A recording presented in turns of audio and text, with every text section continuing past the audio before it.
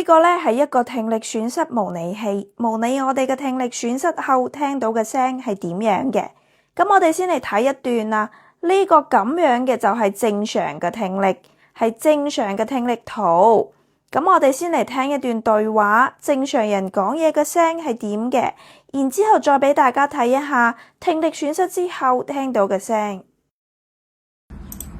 翟麗鳳，今晚你想吃些什麼？爺爺，我不想吃了，我在減肥。好，我哋而家嚟睇下輕度嘅。翟麗鳳，今晚你想吃些什麼？爺爺，我不想吃了，我在減肥。好，而家我哋嚟睇下中度耳聾嘅。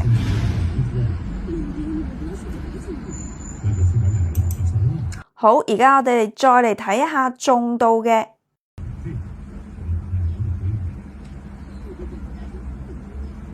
好，而家再嚟睇下極重度嘅。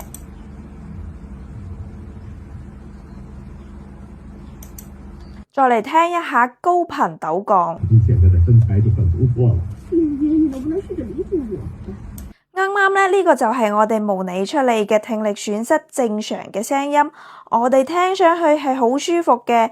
今次呢啲有聽力損傷嘅咧，我哋聽上去就好似隔咗層紗。正常嘅聲音，我哋聽上去就係非常之清晰嘅。咁似呢啲有聽力損傷嘅人咧，佢哋有可能可以聽到一啲聲，有可能乜都聽唔到。所以大家有聽力損傷之後聽到嘅聲就係咁樣嘅。